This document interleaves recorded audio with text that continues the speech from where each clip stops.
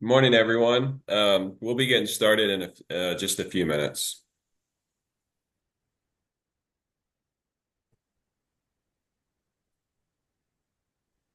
Okay, see this? Look at me. Back here, do not walk back there. Okay, thanks.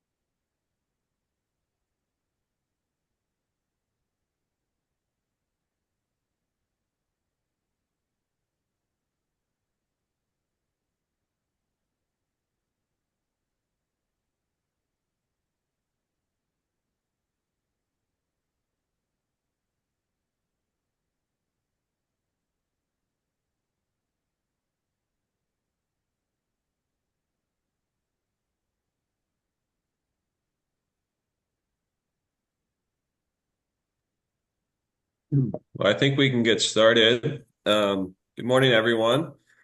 Welcome to the Compliance Monitoring Program Committee meeting. We will be recording this meeting, just a heads up. So, Rebecca, do you want to move us to the next slide?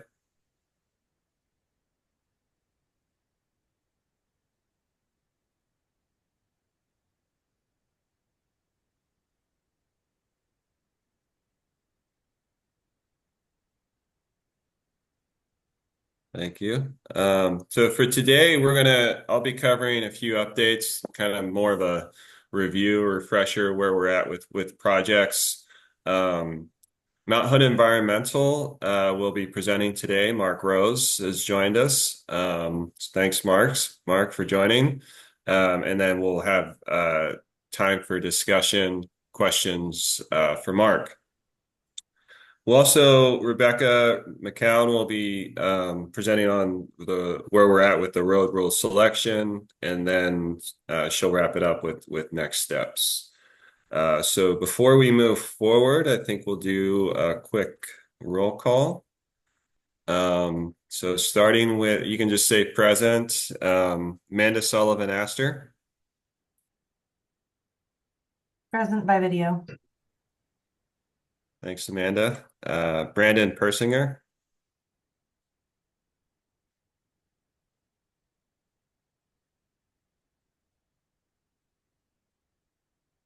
Brandon Persinger.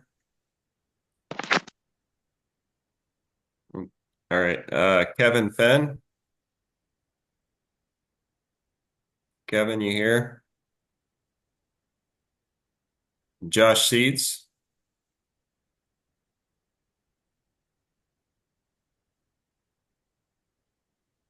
Josh Seeds. All right. Rod Kramer.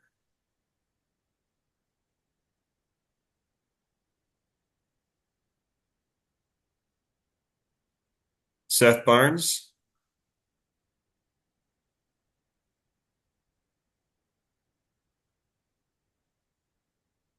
Ken Nygren,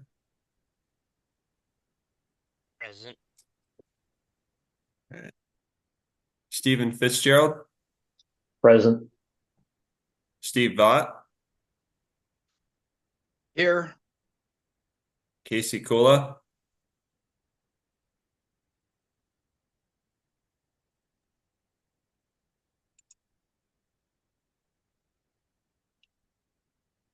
Casey, Francis O. Young, Present here. Stephen Kosky, Here. and Megan Tuttle. Present. All right, thanks, Megan. All right, I'll start off with a few updates. Rebecca, you can advance the next slide.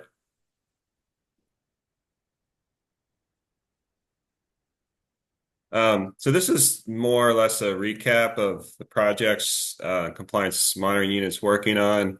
Just a reminder, we're still working on the reforestation study. That data collection was completed in May 2024. So we did QA/QC the data and reviewed it and sent it on to Mount Hood Environmental. It's currently working on the analysis and report.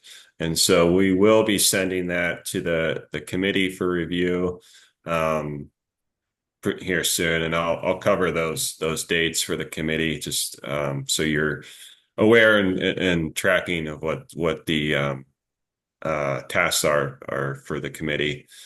We also have the long-term compliance study, and again, this is more focused on the revised the new rules.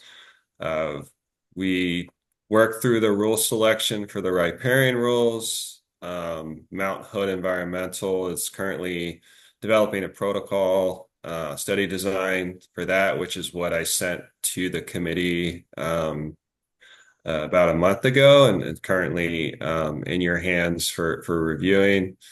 And then looking forward internally, we are working on rule selection for the roads and steep slope rules, which Rebecca will talk more about. And then looking ahead, we plan on doing a pilot study next year.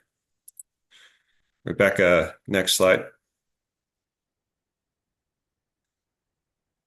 So a few tasks for the committee and where we the monitoring unit could use help is two reports. One is the riparian survey and protocol.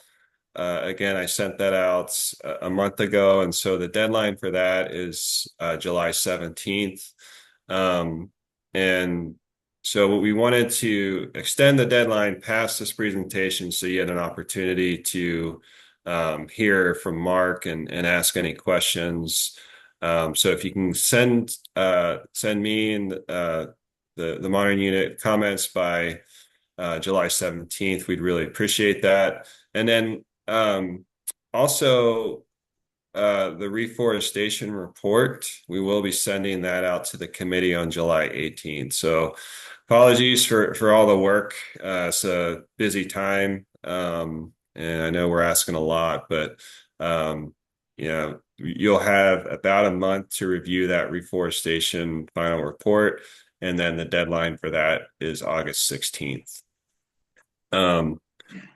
Looking ahead, see here, probably in around January, February of 2025, we'll be sending out the survey protocol for roads and steep slopes. And we'll narrow down that deadline as we get closer to that time. So those are just a few things, recap and tasks for the committee I wanted to cover before I hand it off to Mark. Before I hand it off to Mark, are there any questions on any of that I covered?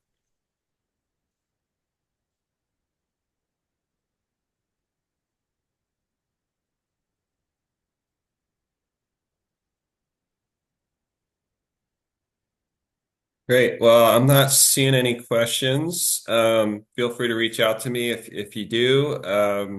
I think with that, Mark, I'll hand it off to you. Um, and are you able to share your screen?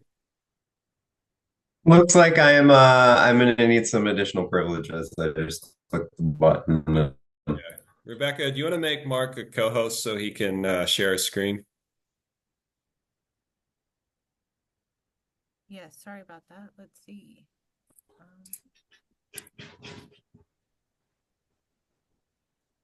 Done.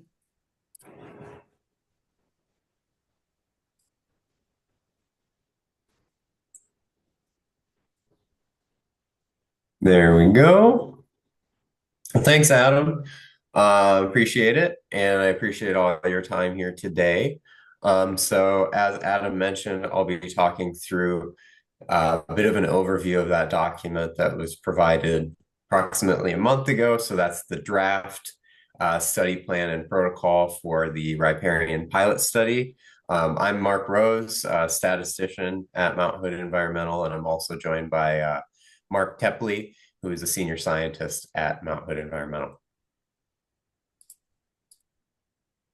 So I was going to provide a progress update, but Adam did such a bang up job there, so I'll go through here quickly. So, we delivered that report that should be in your inbox, but no worries, I'm here to talk about it today. And we'll be delivering the draft study and reforestation study analysis shortly. And then following feedback from this group, we'll be finalizing the riparian pilot study plan and protocol that we're talking about today. And then looking forward later in the year, we've got those draft study plans for the roads and steep slopes pilot studies once the rules are fully selected, and then finalizing that reforestation study analysis, and then in January, final pilot study plans for roads and steep slopes rules. So a number of different balls in the air, and hopefully me being here today will help create some clarity. So a brief overview of what I'll be covering. So this is all focused on the riparian pilot study. So first covering the study purpose and the scope of the study, the FPA rules that are within the purview of the study, and then parameters of interest. So the question is, how do we get from FPA rules to monitoring on the ground? What kind of measurements do we need to take? So going from FPA rules to the types of parameters, the types of data that need to be collected. And then the next step there is, what considerations do we need to make to obtain those parameters of interest reliably in the field? And then following that with the design of the actual protocol on the ground to collect those measurements that can be linked to the parameters of interest that then can be linked to the FBA rules. And then finally looking ahead with some study design utility, so what we can expect to get out of this sort of study. I also wanted to mention there's some other study design components, so more the technical in the weeds, nitty gritty stuff like sample draw, sample sizes, all that's detailed in the actual riparian study plan and protocol document, but I didn't want to get into that today. So first, the purpose and scope of the riparian pilot study. Some of this might be review from the last meeting.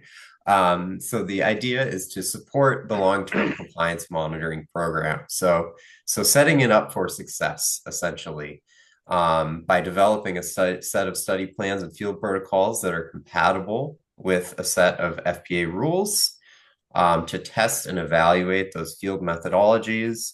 And then after the pilot, optimizing sample sizes, optimizing the field protocols, both for efficiency and reliability, and then identifying any sort of challenges and solutions, because any of us who have done work in the field know that you can plan and plan and plan, but there will always be at least one thing that pops up once you got boots on the ground.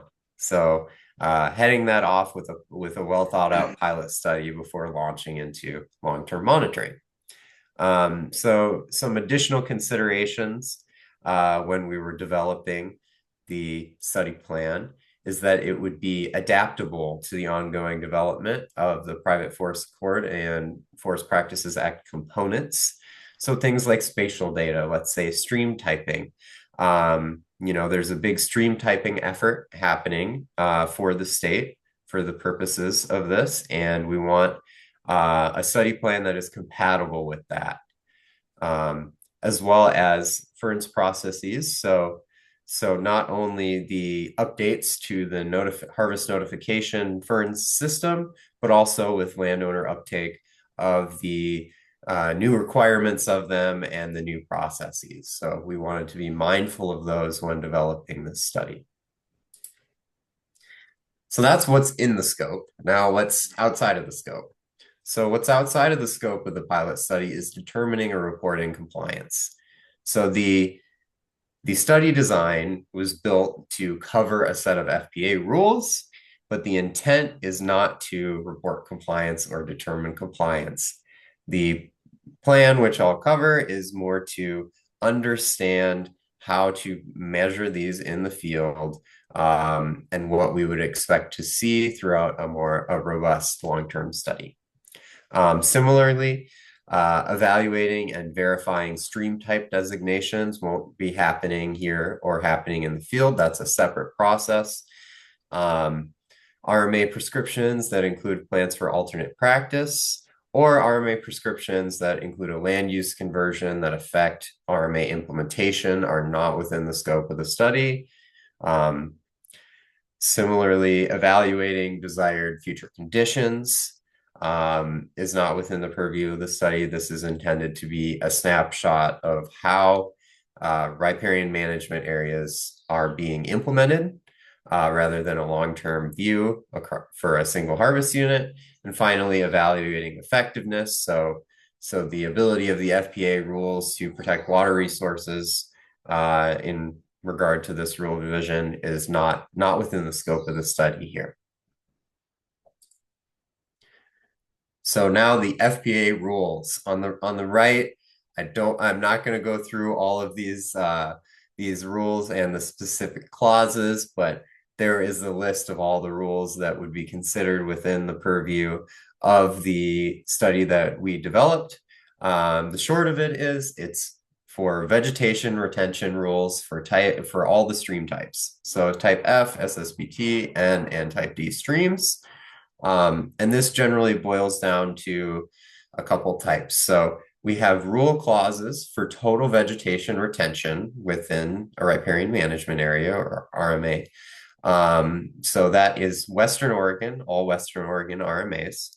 And then in Eastern Oregon, that applies to the inner zone. So we'll continue going over this, but Eastern Oregon riparian management areas are chunked up into an inner zone and an outer zone next to each other, so that total vegetation retention is required in the inner zone. Next, we have rule clauses for basal area retention, and that's only occurring in the outer zone for the Eastern Oregon RMAs. And then finally, it also includes rules for that small forest landowner minimum retention option that they can elect to apply if they meet the criteria as a small forest landowner. So those can also be included within the study. So that's our set of rules. How do we get to building a field study around that? So first, the study design has to be compatible with those. And we defined the study population here for the pilot to be harvest types 1 through 3 that occur on privately owned forest lands, including at least one RMA, and did not include a plan for alternate practice or land use conversion that affects the implementation of said RMA. So that's the population of harvest units that defines the scope of the study. Now, within those harvest units, there are some things that are not included. So things like roads, equipment limitation zones, yarding corridors, wetlands, seeps, springs, lakes, bogs. If the study intersects any of those features, they will not be included, to say data will not be taken at those points. This boils down to 2 general survey types. So one is that complete vegetation retention I had just mentioned that occurs in Western Oregon, and then the inner zone of the RMA in Eastern Oregon. And then for the outer zone of the RMA in Eastern Oregon, we have the basal area retention surveys. Seems reasonably straightforward, right? Just measure some RMAs. Well, there's a number of different considerations we had to make here. In Western Oregon, we'll be measuring total width of riparian management areas. And then in Eastern Oregon, the width of the inner zone, as well as the total width of the RMA, which will provide you, of course, also with the outer zone width. So that would be done by collecting measurements from the stream to the outer edge of the RMA. Then we also have those basal area per acre surveys. So that's not applicable for Western Oregon. Once again, just for the Eastern Oregon outer zone, and that's collecting tree basal area data. Well, there are some additional considerations we had to make while developing this study. One, probably the most major one, is required versus applied RMA widths. So that FPA rule listed there, 0300, allows for variable RMA widths. So landowners can vary the width of an RMA as long as the average width of that RMA meets or exceeds the FPA requirement.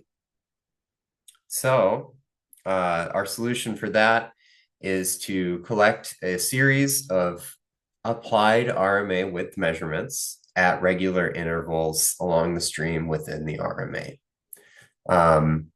One thing I want to point out is when I say applied RMA, that relates to how it was applied on the ground. And if I say required RMA, or required width, that is what's listed in the FPA rule. And there is a distinction between the two.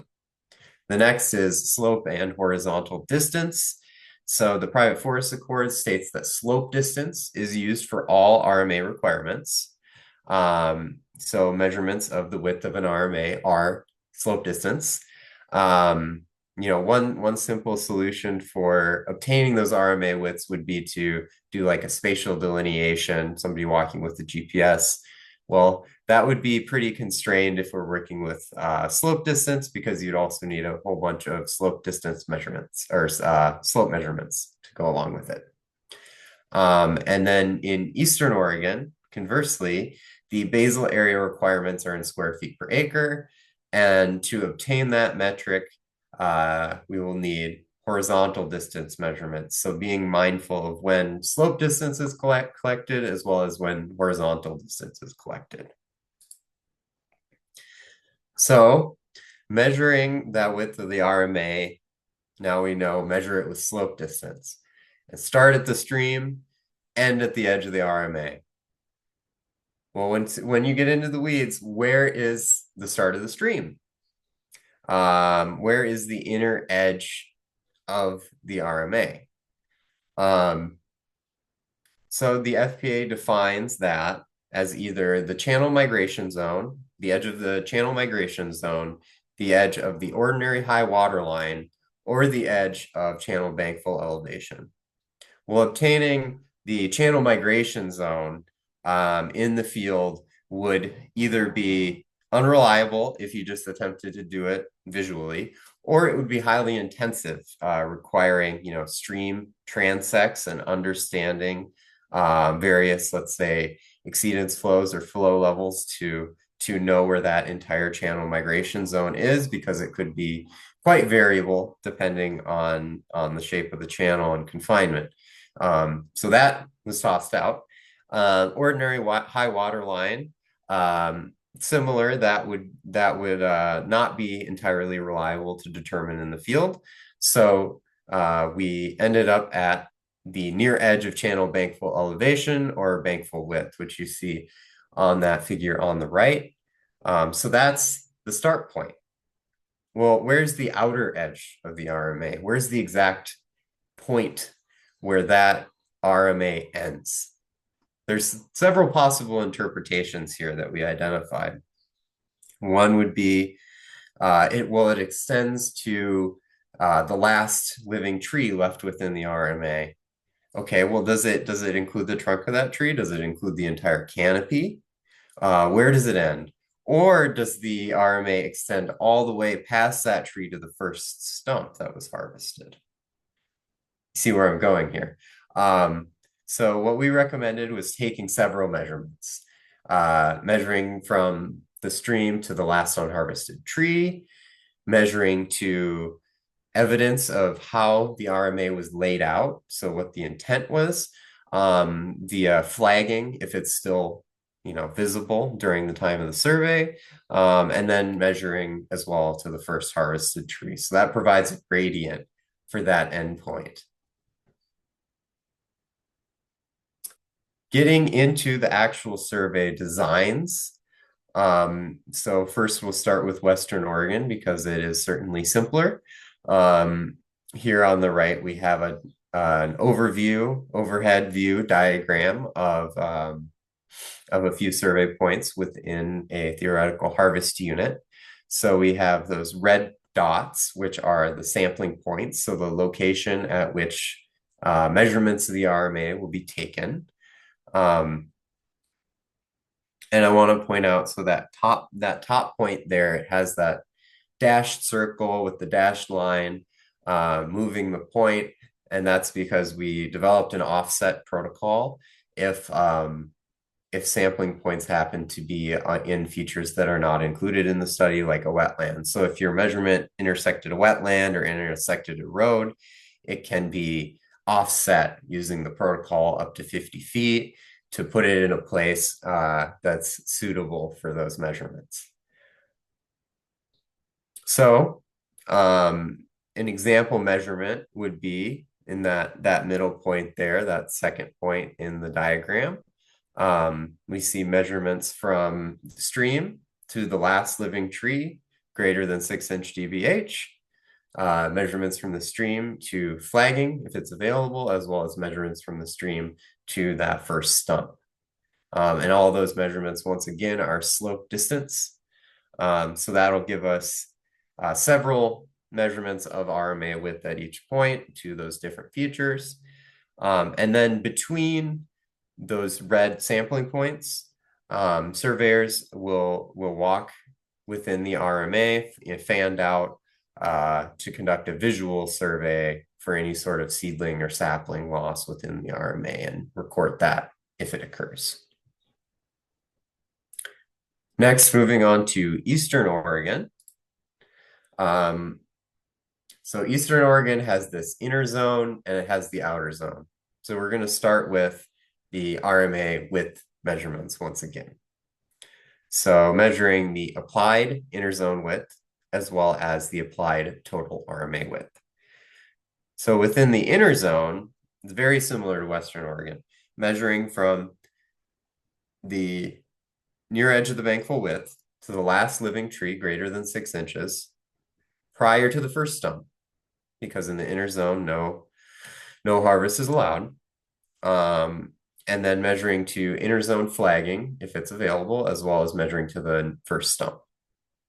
Once again, all in slope distance, and then measuring the entire width of the RMA from the stream to this time to the last living tree greater than 6-inch DBH. So this could be after several stumps, as long as it's the last living tree greater than 6-inch DBH prior to the clear cut or the prescription.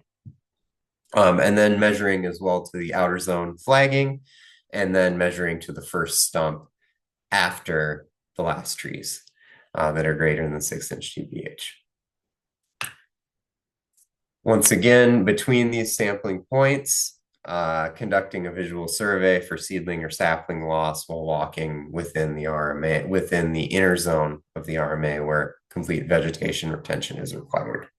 So at each of these sampling points, you'll end up with a measurement of the inner zone that consists of 3 different slope distance measurements, as well as a measurements of the entire RMA that consists once again of 3 slope distance measurements. Now in the outer zone, there needs to be that basal area data collected. So we developed a transect sampling design to obtain that basal area data as efficiently and reliably as possible. So before getting into the methods here, I'm sure many of you are familiar with variable radius plot sampling or variable width cruises, those sorts of things where you're using a prism, an angle gauge, something like that, and tallying the trees that are considered in when you're viewing through that angle gauge, and then multiplying by your basal area factor to get estimates of basal area. So that's the basis of this survey transect method. But instead of a point for a variable radius plot, this is a transect that is perpendicular to the stream. There were a lot of considerations made here that we can get into later during the discussion if anyone would like. But the short of it is the transect will extend from the required through the required outer zone. So starting at the outer edge of the required inner zone and ending at the outer edge of the required outer zone. And a surveyor will walk along that transect with the angle gauge, tally the number of trees to the left and right of them, perpendicular to the transect that are in, and then finally take a horizontal distance measurement of this transect so that we know how long it is for calculating that basal area per acre metric.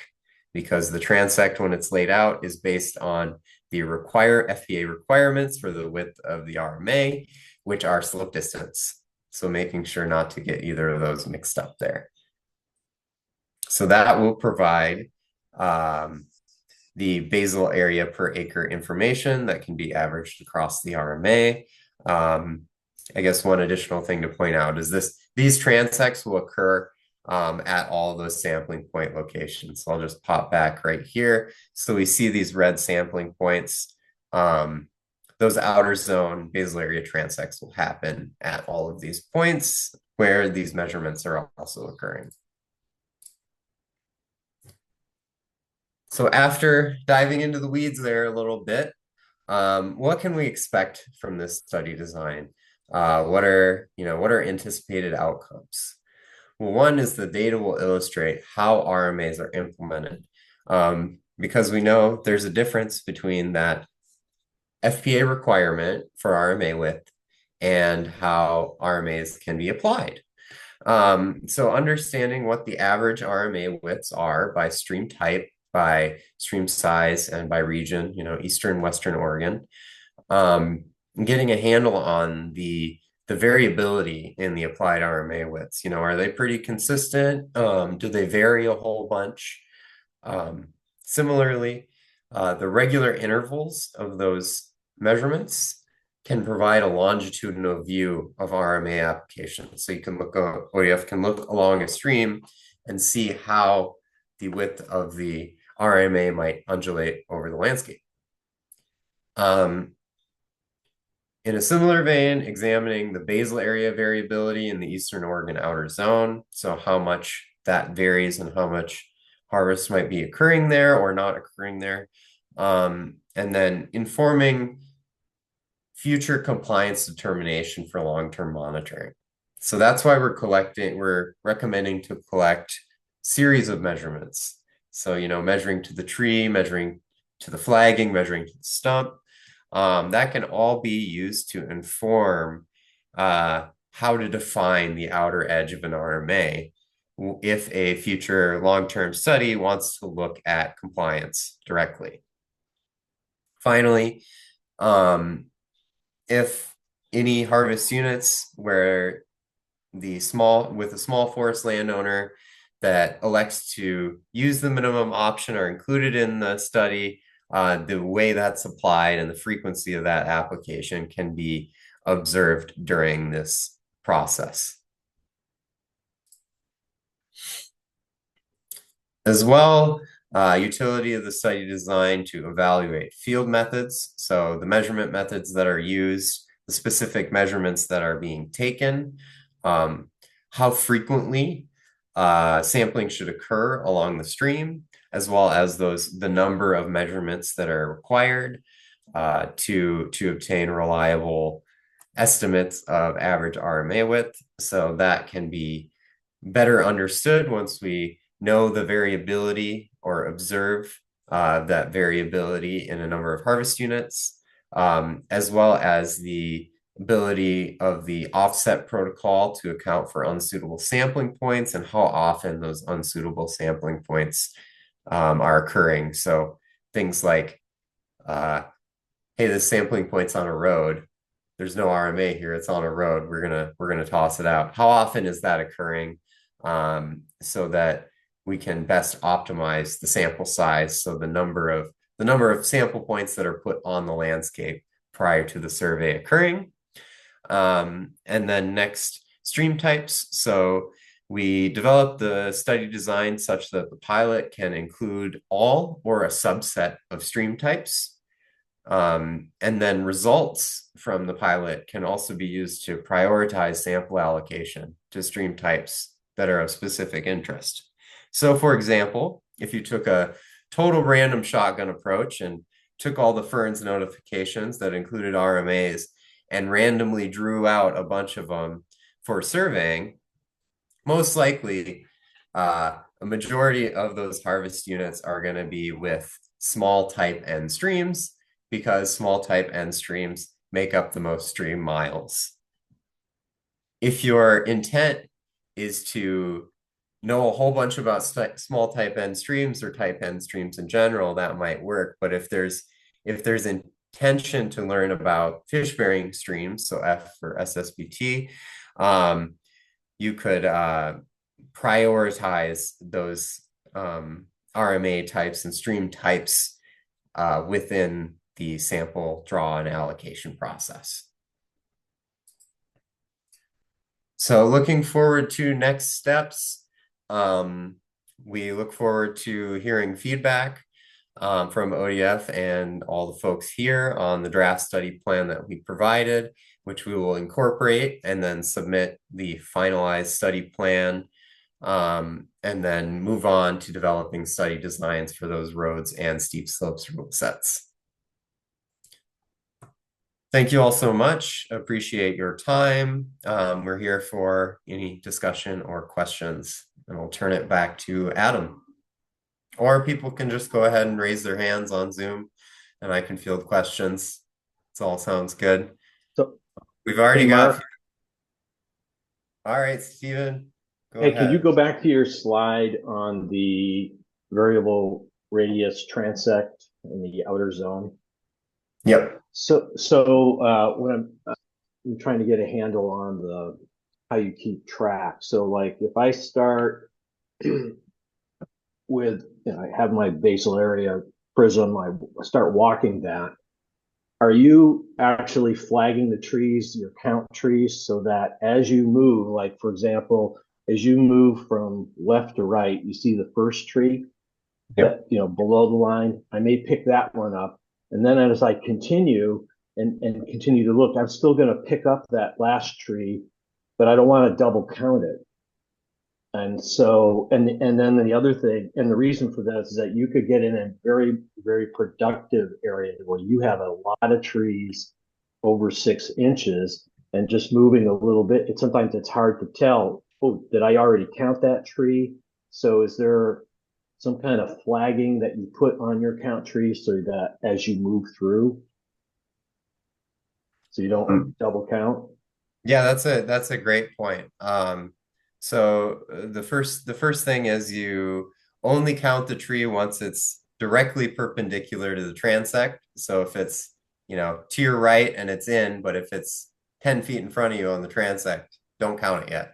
So are you stopping? Are you stopping along that line every so many feet in doing that, or so or that is it yeah, that's a great question. So Mark, maybe I go can ahead, help you Mark. out. Yep. So you'd move So you'd move with a crew from the stream to the outer edge, somebody walking along that transect and be measuring or considering your in or out trees perpendicular to the transect.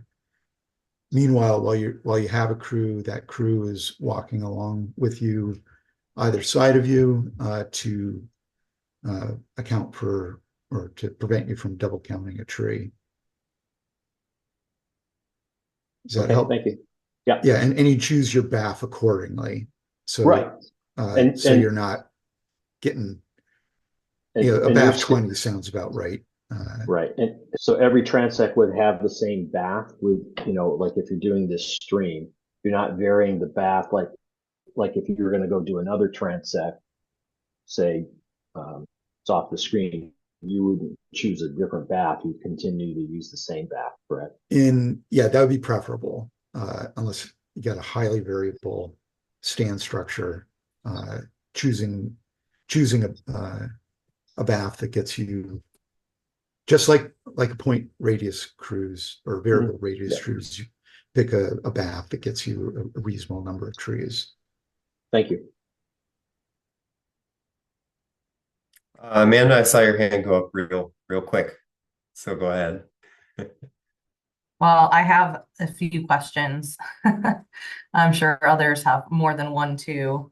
I guess the first one that I just want to get some clarity on, the rules that are identified in the proposal package, they include the entirety of that rule section, and some of those rule sections include the equipment limitation zones. And I believe we were not going to be doing anything on the ELZs, and they're not defined in the proposal. So I just want to get clarity that we are not including those and determine whether or not we need to specify and explicitly state that within the proposal. Yep. So that's all included within the protocol or the study design document.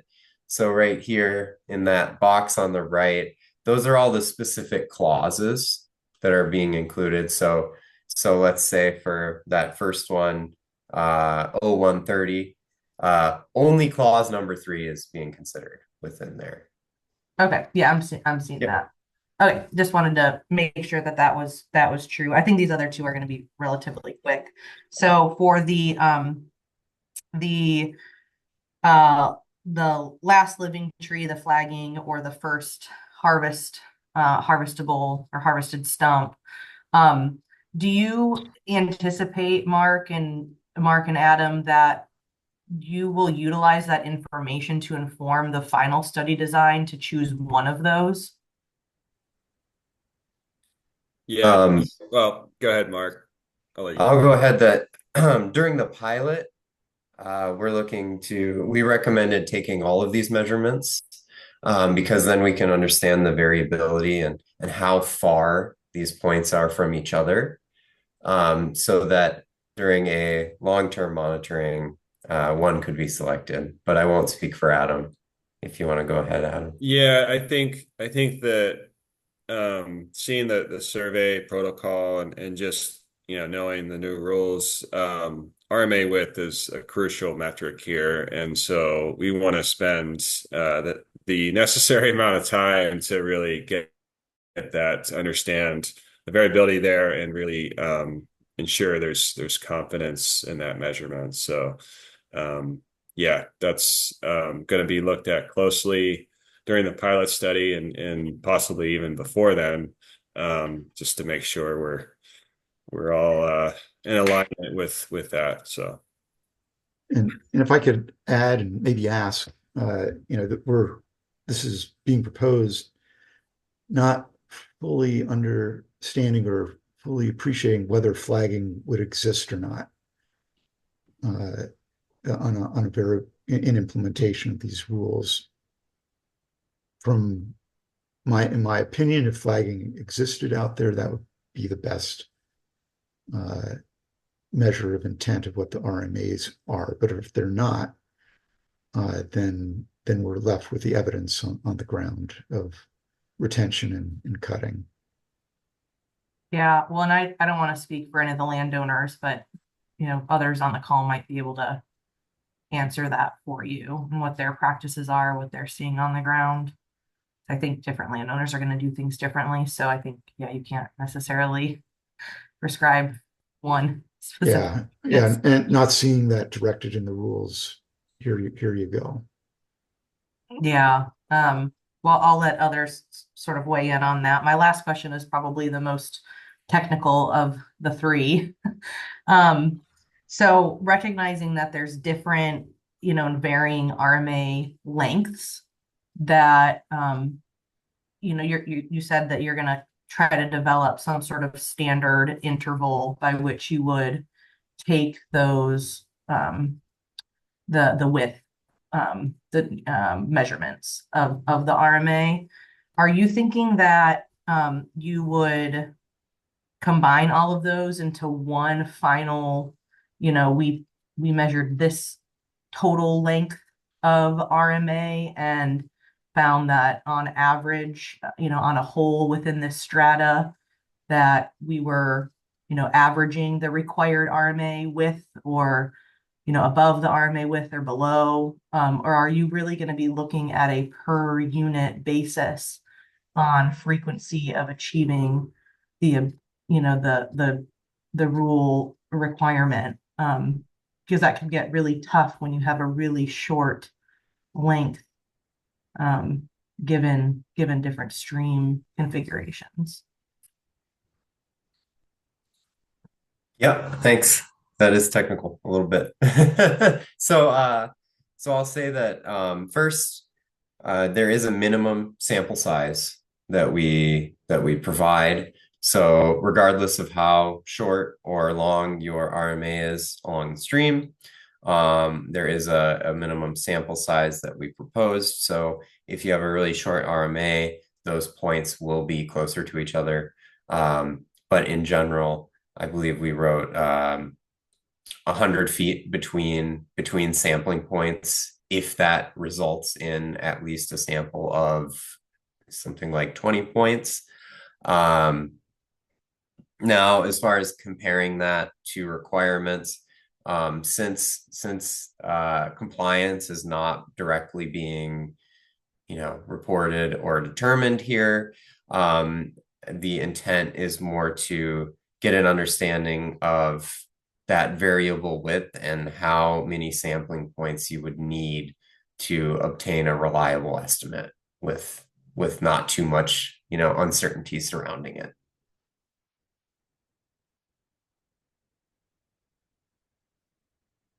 That answer your question, Amanda? Yeah, I think for this pilot, that makes sense. I think the way I'm describing it, it might be interesting in the final study if that might be another way of looking at compliance across the state. It might just be another way that we kind of spin up the data, if you will. So anyways, I think that makes sense. I think there's probably going to be some significant challenges with that. Just trying to get something that is consistent across the state. Are you guys going to end up on every single unit having a different, number and length in between each of these in the final study, study design following the pilot? I think that there's going to be a challenge with that, but something for us to hopefully get more data on given this pilot design. Yeah, I guess if I could add that, it's a good question. And going back to how we started this one, this particular pilot was not to focus on compliance, but rather to understand the variability. And I think I'm not going to restate everything you said there, but I think we're going to learn a lot such that when you do go to that step, you'll be efficient at it. Okay, those are my questions. Thanks. Seth Barnes, go on ahead. Yeah, thanks. My question is, going along with what you just said, Mark, about this is a pilot to try to test and see, test see if we can understand the variability a little bit better. Streams are extremely sinuous, as you guys know. And so as we're trying to figure out, you're trying to figure out what is that average as the stream is kind of meandering and doing its thing. Is there any my question would be, how are you going to try to account for that? And B, maybe in the context of this pilot, there might be, along the same lines as your last answer, there might be an opportunity here to sort of test a little bit of it. I know stream sinuosity is like trying to nail down something that is really hard to nail down because it is very extremely variable depending on the stream and the topography.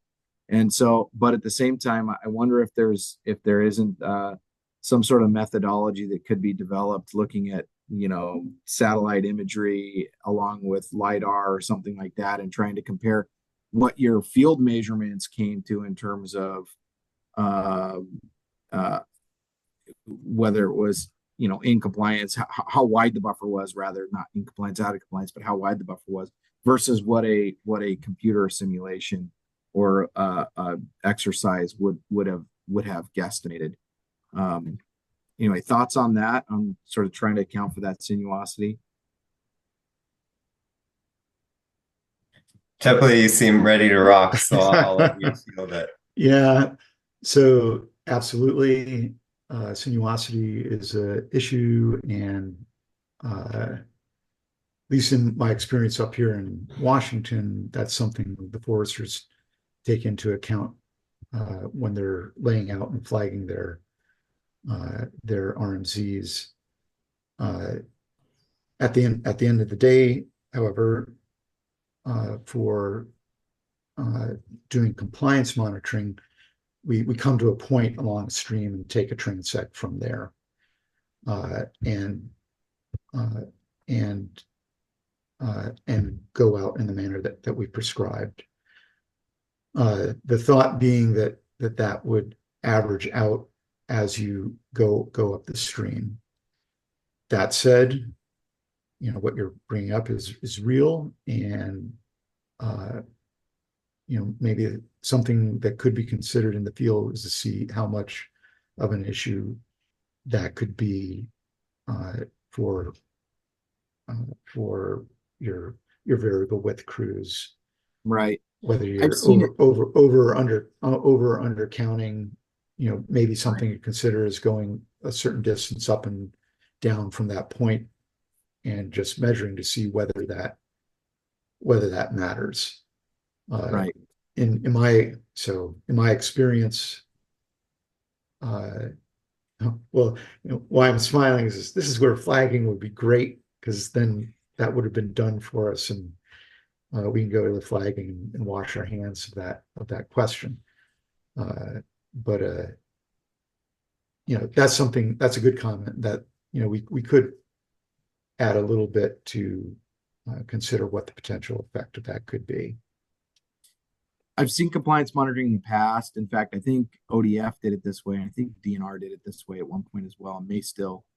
They add some sort of a fudge factor when they're actually doing the compliance monitoring, 5 feet, 10 feet, whatever it is, to be able to say, it's in this range of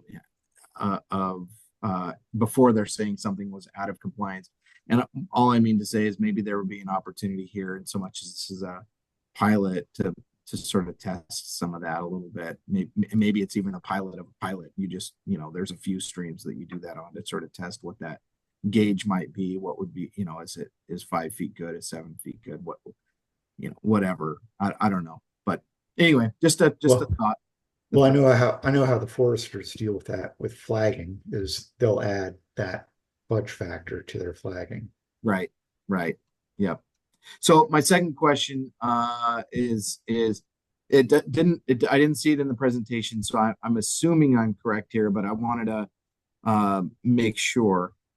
These streams, your buffer width depends on some factors that you're taking into account with the stream itself. And one of the most obvious ones is it perennial? Is it seasonal, right? If it's seasonal, if it's a seasonal type end stream, then it doesn't get any buffer width at all in terms of tree retention. and if it's non-fish, if it's non-fish perennial, then it does for some length.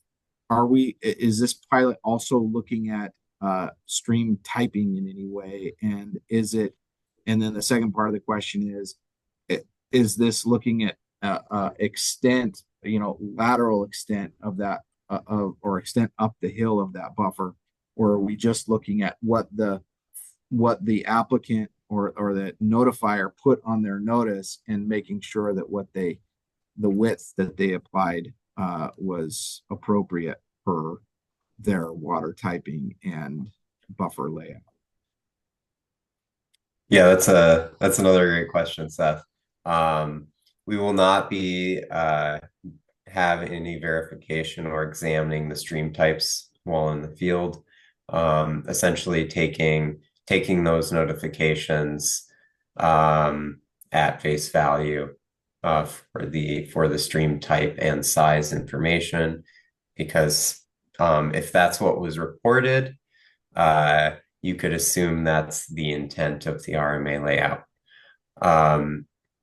Also, there's the ongoing stream typing work happening, and I think all type Ns currently have to be classified as perennial. Correct me if I'm wrong, but that was the language in the PFA up through about a year from now. So yes, taking those at face value. Of course, also simple things that can be done in the field, recording whether the stream is actively flowing, for example. That is recommended as collecting that data, as well as if the sampling points are far from the actual active channel of the stream. So going a little bit back to your last question on that sinuosity and remote imagery question. So we didn't want to go too deep into the weeds there, but at the same time, if the sampling point is far from the actual stream location for whatever reason, recording that and relocating the point to the nearest spot stream side. Okay. And I think that's fine. I just wanted to verify that was how you guys were thinking about this. So my real question was with regards to the extent, of the buffer, because even the way that we write it in our notice. So it looks like we're and I think this is probably the most appropriate and most place for us to learn the most from the pilot study, which is that width of the buffer, but just verifying that we're not talking length here. Length will all be based off of what was reported in the Sounds notification. Yeah. Thanks, Seth. Stephen, you've been waiting a bit. Yeah, thank you. Thanks for all the questions and getting the report. I guess I have a couple, but I want to start with the flagging from the landowner perspective. I think that's going to be a very hard thing to measure, especially if this is a year after. Sometimes it's going to be a year and a half if they flagged it a few months before the logging happened. It's going to fade. And by that time, there's probably already a stalking survey where there'll be some flagging, could be right on the edge like that. And cruise flagging is going to be in there too. And within a year, it usually looks fairly similar in color just from the sun, plus the logging / wind, extra wind that will be in there. I see why you guys would that would be an ideal tool to measure off of. But I think that's going to be a big challenge to find it or identify which flagging that is. The other one, I was wondering what the radius off those transects is going to be, mainly for the Western Oregon. That first live tree that's greater than 6 inches, there might be a big hole there where it's the first live tree off that transect's 50 feet away, 10 feet away, because it could just be a ton of brush, small brush. And that goes for the flagging too. You might see a flag way down there, flag up or downstream of you. where do they stop and be like, okay, that's actually that flagging's 20 feet away. Do I go move my transect so it's where that flagging is or where that live tree is? Just kind of curious on that. Yep, that's a good question, and the flagging is definitely an opportunistic data collection sort of thing. If it's available, we definitely want it. If it's not there, well, it's not there, and you can't do anything about it. As far as where that measurement occurs, so these are, these would be considered instantaneous or discrete measurements. So going out from the stream to wherever that last live tree is, of course, if your measurement line directly perpendicular to the stream may not intersect the tree directly, it's right next to the tree. Well, hey, it's right there. You can measure to that. As far as, flagging, if it's spread out, these surveys are intended to be conducted with a crew of several people, and so using that, you could reliably delineate where that edge is, based on a couple of folks.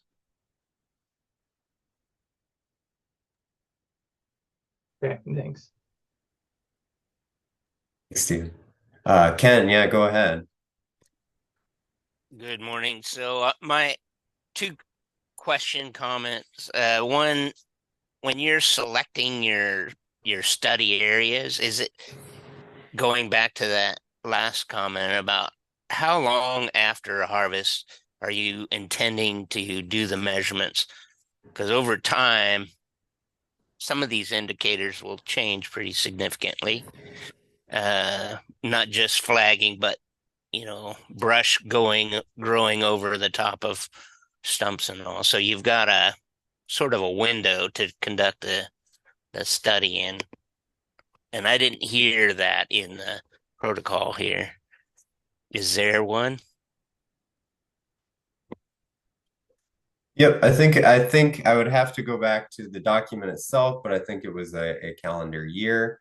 The specifics of that can be decided by ODF when they're doing the sample draw, but clearly, sooner the better. Defining that window, so that we can have a very clear sample and study population there.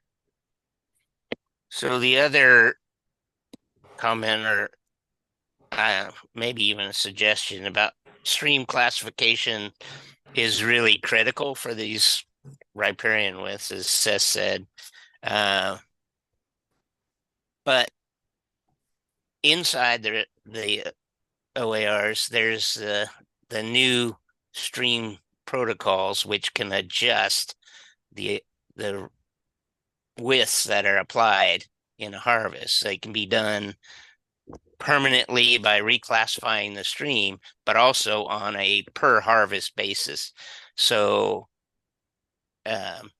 going into this, that notification should indicate whether that that survey was conducted and a new classification was applied to the stream, other than what the Ferns database shows that stream as being. And I know that because I've done that temporary notification or reclassification for a one-time harvest use. So it could skew your data set a little bit if you're applying a standard that was exempted in the notification process. So that would be, I guess my comment is you could apply, or you would need to do research on the notification itself to see if that temporary exemption was put in place, as well as when you kind of get out on the ground, if you apply, you can verify that protocol using that same protocol that ODF and W has developed. to see if that, because they flag it, just so you know, when they do that survey, you're required to flag it so you know what whoever did that survey before has left their flags on the ground. Thanks, Ken. Yeah, that's it's a good insight. The stream classification can certainly could get a bit messy if we wanted to wade into that here, but we're not looking to get into that. I can say that, well, if that information is being provided in the Ferns essentially data package that's available for that notification for the harvest unit. The folks at ODF, John Hawksworth and everyone are great at digging through those. They have a lot of experience getting through all that to find what would be suitable and what wouldn't, and what that information is. So the plan is to stick with, whatever was stated as that stream classification.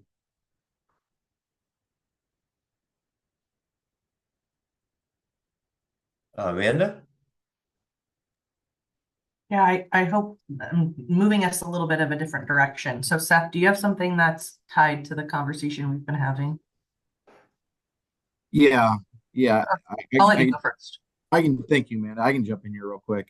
I just wanted to double down on this flagging issue a little bit, and then also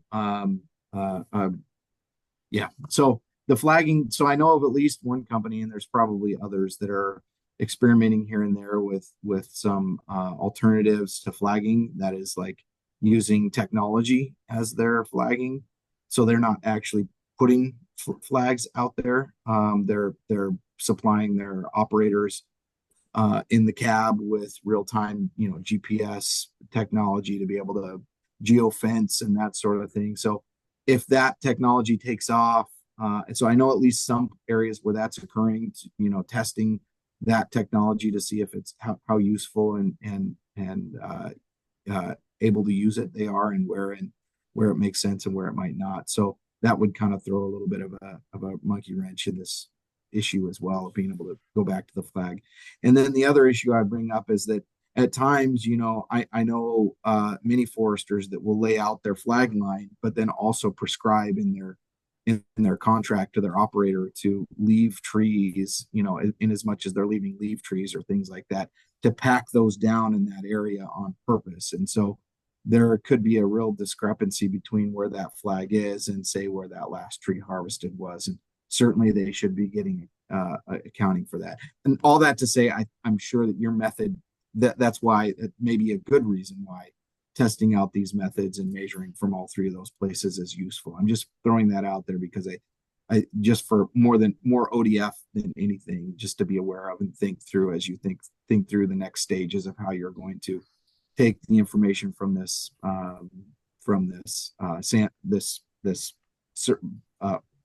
what are we calling it?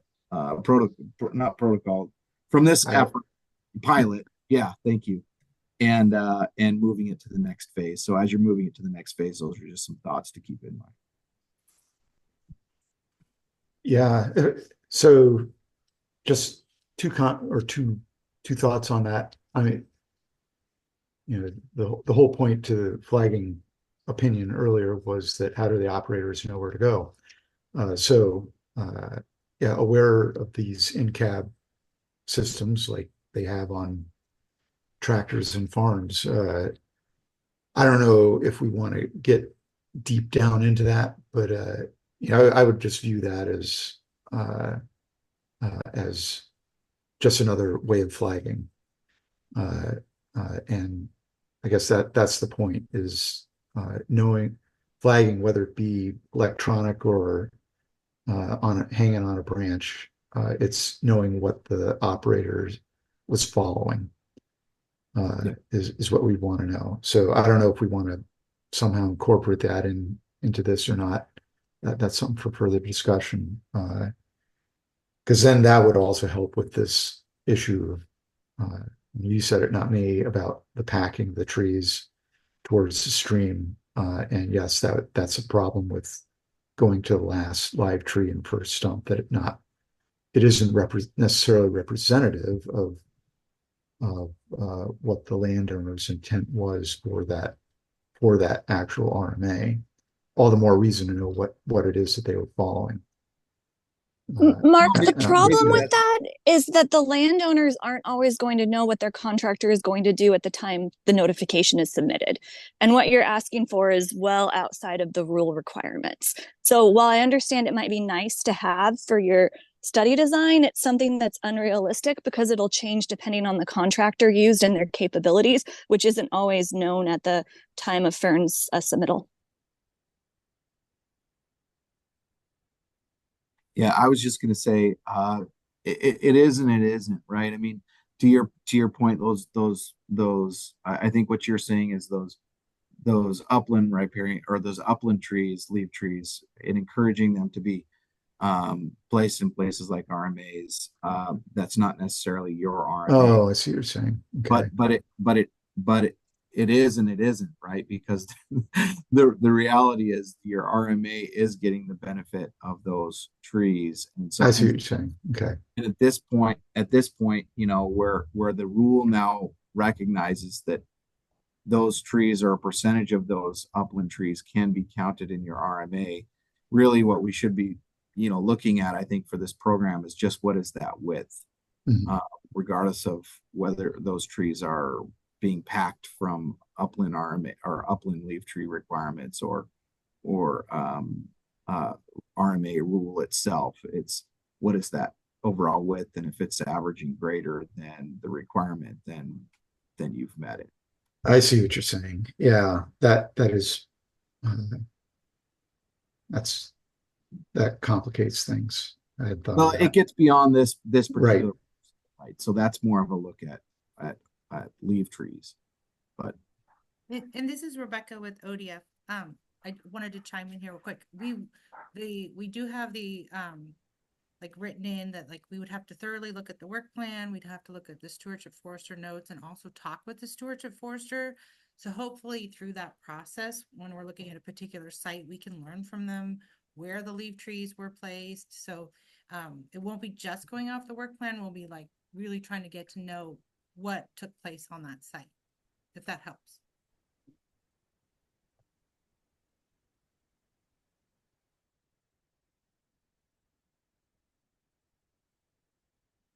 Looks like you're up, Amanda. Okay, and I know we're over time, so I'll try to make this quick, Adam.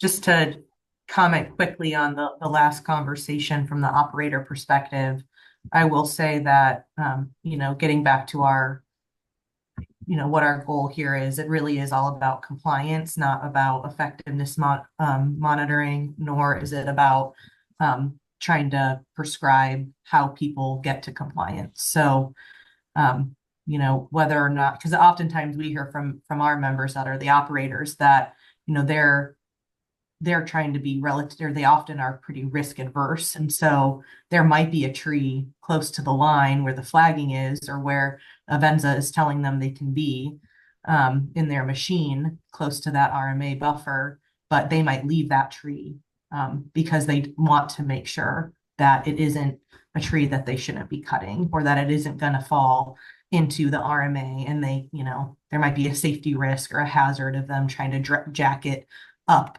onto the hill and things like that. So that, I think, occurs quite frequently. And I think at the end of the day, we're trying to make sure that the RMA and the edge of that RMA is where we are. So that's, in my mind, that's why I like the harvested tree perspective, because you can't decide, you can't, it's not our choice where that next tree is, right? It's our choice where that last tree harvested is. And whether that is in or out of the RMA is really the compliance point. So anyways, we'll get there with the pilot and we'll see what the pilot says. Because I think in most cases, all the last living tree might get us there too. And that's pretty interesting, you know, in my mind too, from a compliance perspective and the risk adverse nature that we are really trying to do the right thing on the ground. But my question is, Within 3.1 and 3.2 in the protocol, that talks about the parameters of interest. There is in that last paragraph on both for Eastern and Western Oregon, the last sentence talks about notating and taking photos of loss of seedlings and saplings within the area that is allowed to be harvested. And there's no rule requiring that you have to protect those, at least that we're looking at. That really comes into play with the RELZs. And so I'm just wondering why that got included, because it's not really relevant in my mind to compliance for these specific rule sets. So, oh, go ahead, Mark. Yeah, so I mean, you correct us if we're wrong. We're reading it as retaining vegetation within the RMA. Yeah, but what it's talking about is within the area that you can't be harvesting. So there wouldn't be operation. If we're operating within the buffer, that's obviously a compliance issue. Mhm. But the way that I read it, it seems to indicate that you're going to be taking pictures of notable damage to seedlings and saplings within the area allowed for harvest. No. So within the RMA, our understanding is that harvesting activities, at least let's just say on the west side or on the inner zone of the east side, that harvesting would not be or any removal of vegetation, merchantable or not, wouldn't be allowed under the rules. Am I misunderstanding that? This is Rebecca. I saw that too, and the term seedling and sapling kind of threw me because I was thinking they'd be larger than that. But as I read it, it was just making sure there wasn't any activity within the RMA. Is that correct? That's how I read it. Yeah, so I just, from an operator perspective, I would maybe clarify that, because I do think that it is confusing bringing in the seedling and sapling discussion, because my mind immediately went to the RELZs, and again, that's kind of where some of my initial questioning came in. So maybe just broadening that to, any, was there any notable disturbance or what looked like harvest activity within those buffer areas? Might be more appropriate. So just wanted to highlight that. And I think we all recognize that occasionally you do get a tree that, the top falls in there and there might be some damage that occurs. And I think, people are pretty reasonable, and stewardship foresters recognize that will happen, and we'll move those out and yard those out with as minimal damage as possible. But yeah, the intent, and I don't, and that's where it's kind of this gray area of, I don't think that's a compliance issue. But if you're truly going in there with a tracked machine or, falling trees and removing and harvesting within that buffer, that is obviously a compliance issue. So if we can just clean that up a little bit, I think that would be helpful. Yep. Thanks, Amanda. So the section you're referring to are the parameters of interest. So that's a bit of an overview. If you go into the actual protocol part of the document that provides the step-by-step instructions, I think it should be pretty clear that that's only happening within the RMA. I can just add those couple words into the parameters of interest. Good catch, though. Sharp eyes. I would say, I think the intent why we initially put seedling and sapling was because, you might have herbaceous vegetation or other types of vegetation in there, and it would be extremely difficult with some of these to understand what that disturbance was caused by, particularly if there's been several seasons that have gone by since then. So we can certainly take a look at how we want to define that vegetation disturbance, but we wanted something that's more well defined than saying walk through the RMA and look for vegetation disturbance, because like who knows what type, like what constitutes that line there of what is disturbance, and then attempting to try to tie that to the harvest could be quite difficult. And that's why we're not, this is more of a information gathering exercise, this piece of it in particular. You know, the RMA widths is the real meat of what we're looking at. And that's more like, well, you're at the harvest unit already and you're walking within the RMA. And there's this requirement of vegetation retention.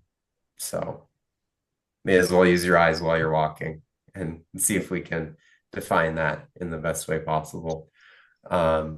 Stephen, you looks like you had another. The quick question on the Eastern Oregon, the variable radius transects on the outer zone. What's your minimum distance? I heard 100 feet between potential transects.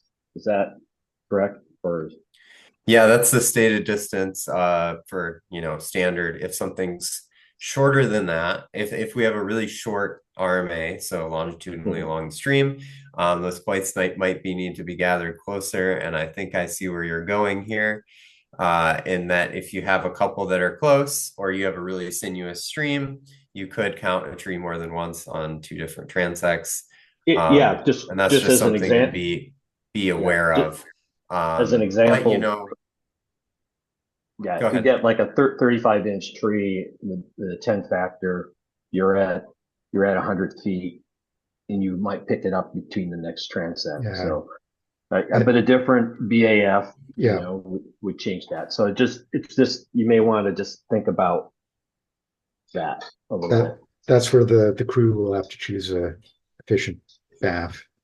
But right. But even if a 10 BAF is appropriate for the whole thing, you that minimum distance for particularly big trees, you may have to adjust it and just say, I know it's going to be 150 feet or whatever. I know we say 10 as a potential choice, but the crews will be ruining that decision.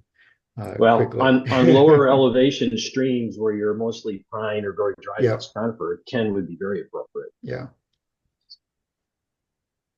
Great. Well, I think probably should transition to the next agenda item. Mark Rose, Mark Kepley, thank you so much for joining us. I think that was great, very helpful. I appreciate the diagrams. It helps everyone understand what the plan is. So I think so we'll transition over to Rebecca. And Rebecca is going to cover the road rules selection and update where we're at with that. So, see you, Marks. See you. Thank you, Adam. See if I can get to the right slide. Hey, Rebecca, can you turn up your volume? I'm having a real hard time hearing. I hear everyone else okay, but. Okay. Let's see. Can you hear me now? Is that better? That's better, but not great. Okay. Let's see. I will try to talk loud. I think it's because there's a heater on in here. Thank you. Or cooler. Okay, so it's a little slow when I click enter. So, are you guys seeing the slide now? We see the road rules slide. Perfect. Actually, I should go back one. Okay. So today I will be providing you with an update on the rule selection process for the roads and steep slopes, the other two prioritized rule groups. We've had staff document their comments and assessments, and we've created it, again, similar to the riparian rules, a document that we'll be sharing with the committee at the beginning of September. And I also will be providing you with an update on the tentative timeline of this process. So to begin with the road rules, Division 625, Forest Road Construction and Maintenance, it's pages 63 to 82. We had multiple reviewers comb through each rule, posed as a question, similar as before in the division.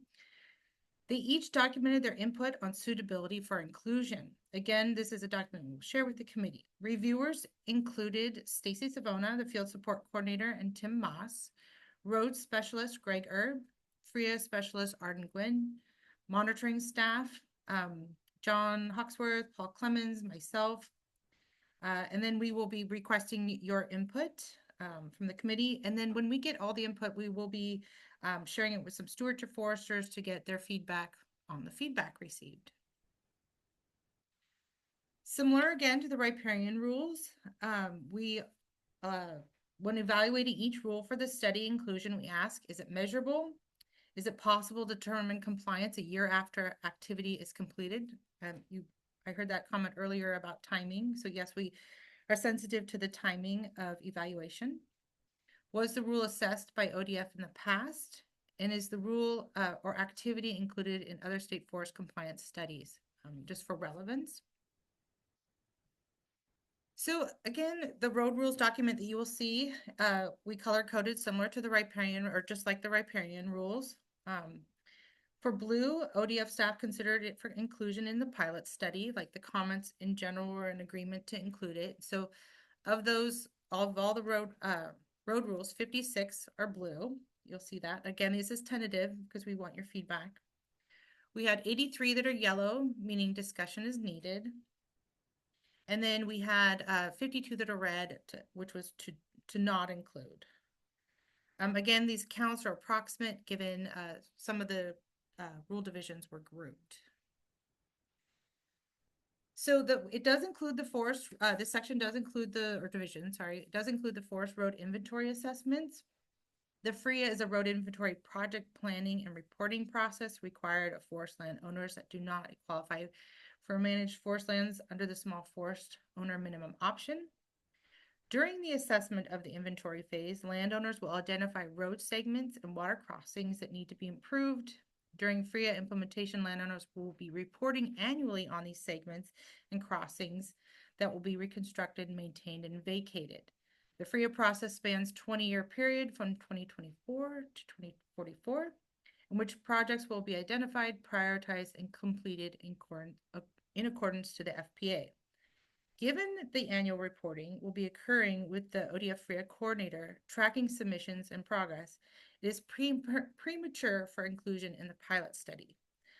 In the future, if included, it would include both desk audit and field verification. And when I say desk audit, again, thoroughly combing through all notes taken by the stewardship forester, by the field or by the FRIA coordinator. So again, that would be a process we'd want to develop down the road. So we are not considering these rules for the pilot. Same goes for the state-led abandoned roads inventory. Abandoned roads are defined as roads that were constructed prior to 1972 and do not meet the criteria of active, inactive, or vacated roads. This does not include skid trails.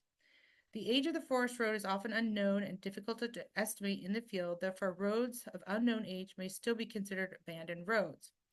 Now, if you look at the rules under FRIA, it's 629-625-0900. It says that landowners must disclose all known abandoned roads during the FRIA inventory. There's also a rule under the RCA, or the road condition assessments, where we ask the SFO if there is any presence of abandoned roads. So we will be collecting information from them. In addition, the ODF staff has been working on developing an inventory process. So that process is under development. So without having a complete inventory and knowing the presence of existing abandoned roads and determining if a landowner correctly identified the road status would be difficult to do for a near-term pilot study. It would be something to look at down the road after a baseline inventory process has been developed and implemented, and a significant number of FRIA and RCAs have been submitted. So we will not be including the abandoned roads in the pilot. So when you look at the road rules all together, we see some reoccurring themes. Timing. So these are things that either fall under not included or yellow discussion needed. So rules that are associated with timing, it's difficult to determine if a compliance a year to a year and a half after the fact. So there would be rules that would be needed to be viewed during or just after the activity occurred. So those are ones that we often put as red. Difficult to query. For example, if a rule requirement is at the discretion of a forester, did the forester require it, ask for it to be submitted? How would we query that in Ferns? So there's some examples of that. So again, those are rules we either put under yellow or red. There's also vague terms. So examples like minimize, maximize, avoid, limit, sufficient. We would need to have these terms defined before we could consistently measure rule compliance across the state. At present, we are not using guidance as a metric to measure compliance. We're only using language in a rule. So we would want to develop a qualitative approach to assessing these rules in the future if we wanted to go that route. And then there are a lot of yellow. So this is really where we would, either the surveyor would need high technical, kind of like road engineering type skills. And also we just want your input on some of these that are yellow. Like, what are your thoughts on practicality of inclusion? So the CMPC rule review process is similar to the riparian rules. We will provide you with the document. Again, it won't be, because you already have documents you're reviewing, this homework assignment wouldn't be issued until 1st of September. We would want your comments. You would see the document, you could read all the comments that ODF staff have provided, and then similar to the riparian rules, we would want your input, and then to send that back to us. So now I'm going to go over the steep slope rules and just kind of give you an introduction to this. It wasn't on the agenda, but we will be grouping these with the road rules.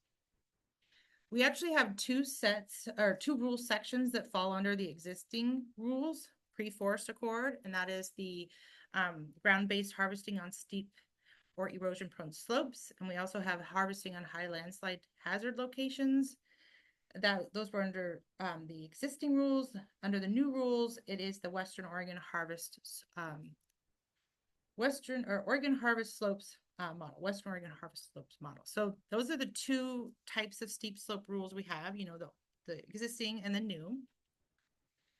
And the approach that, looking at these rules, I worked with Stacy and who's a field support coordinator, and then also with Camille Collette, the geotechnical specialist. And looking at these rules, we kind of evaluated them differently. So the existing rules that I mentioned, we will be looking at, or we have looked at, just like we have the road and riparian rules, coding them as either blue, yellow, red.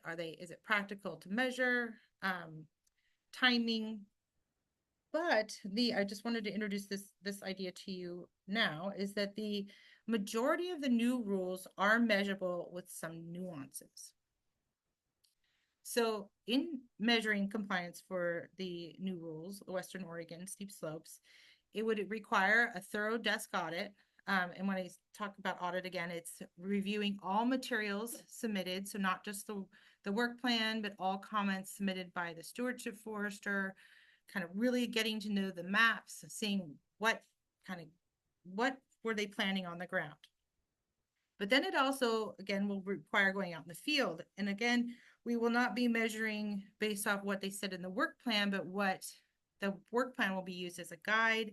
The field survey would then be based off what actually occurred on the ground. And I actually have some documents here. I'll go back. We will have some documents that help you guys understand kind of where we're going with this approach for the new rules. There are some nuances in terms of stratification, and we, again, will be providing you a document that kind of highlights this, but there's 3 groups that can be categorized in many different ways, but there's the general rule description of like the DDFTAs, the DSSAs, the SRAs, and you can see their meaning, the landowner, and then the location. For example, let's see. There are situations where that are statewide. So I believe the stream adjacent failures is a rule that applies statewide, and there's for landowners that take the standard practice, and there's rules for landowners that take the minimum option. So again, kind of when we're out in the field, we would have to look at each situation and determine whether does it apply or does it not apply. So these are conversations we'd have to have in terms of how we want to approach steep slopes compliance. These documents, again, will be submitted to you guys September 1st, along with the road rule documents. We would like you to provide feedback and on everything that we've stated, you know, if you agree, disagree, and why, because again, you guys provide valuable input. Here's kind of the timeline. So where Adam's timeline ended, this one starts. So in September, we will provide you with those documents. You have September and October. We actually meet October 4th. So we can, you know, if you have any questions regarding what has been submitted, we could talk at that time. Then the information will be compiled and shared with MHE, and that will be in November.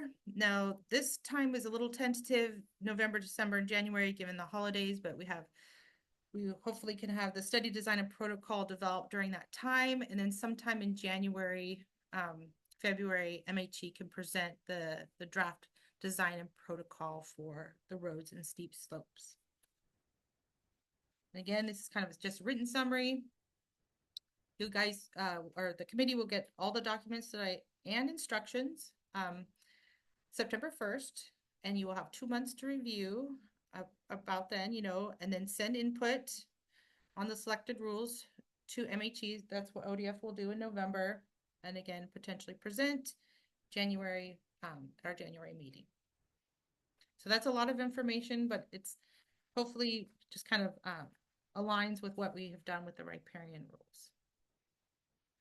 So any questions?